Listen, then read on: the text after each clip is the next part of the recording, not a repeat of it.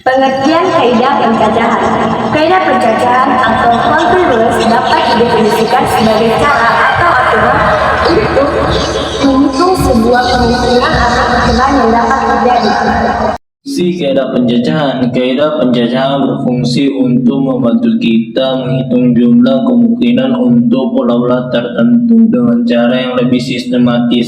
Konsep aturan penjumlahan dan perkalian. Misalkan kejadian pertama mempunyai hasil M yang mungkin dan kejadian kedua mempunyai hasil N yang mungkin.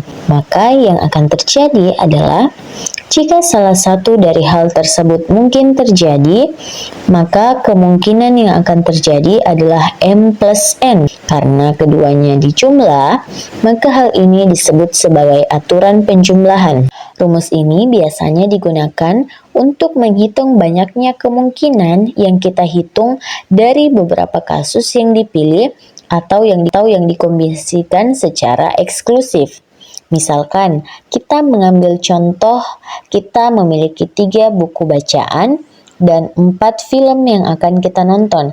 Jadi, kemungkinan besar yang akan terjadi yaitu 3 ditambah 4 sama dengan 7. Seandainya kejadian ini harus dua-duanya terjadi, maka banyak hasil yang mungkin adalah M dikali N, di mana kejadian ini disebut dengan aturan perkalian. Sifat kaidah penjajahan untuk perkalian ini biasa digunakan untuk menghitung banyaknya susunan dan kombinasi suatu objek yang saling bergantungan. Misal, kita mempunyai 3 pilihan baju dan 2 pilihan celana. Untuk mengetahui beberapa susunan atau kombinasi yang dapat kita gunakan, kita tinggal mengalihkan antara 3 pilihan baju dan 2 pilihan celana, dan hasilnya adalah 6 kombinasi atau susunan yang dapat kita kenakan, dan pada akhirnya kita dapat memilih pakaian apa yang dapat kita kenakan. Setelah teman-teman melihat penjelasan sebelumnya, mari kita melangkah ke contoh soal. Yuk kita bahas contoh soal 1. Pertama, kita misalkan kaos sebagai kejadian pertama atau M. Kaos ini terdiri dari 3 warna yang akan dipakai oleh para pesepeda, yaitu merah, biru, dan hijau.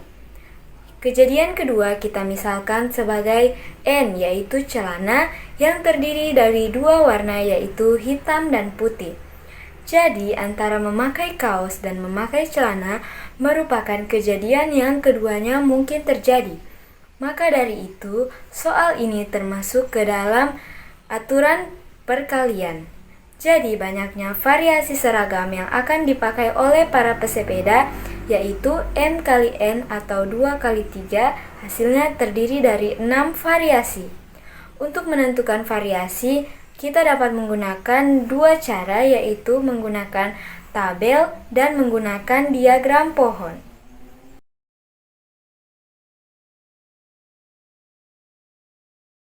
Untuk soal yang kedua, kita misalkan Pak Rudi memiliki 2 mobil yang dianggap sebagai kejadian pertama atau M.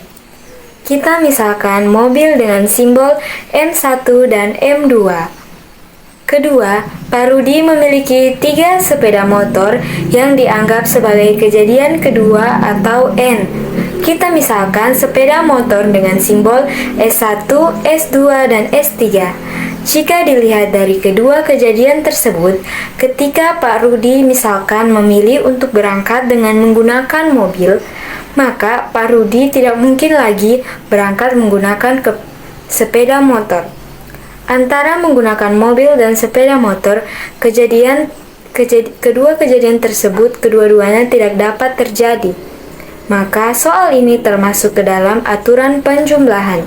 Jadi banyaknya cara yang dapat digunakan Pak Rudi untuk berangkat, yaitu M tambah N atau 2 tambah 3 yaitu 5.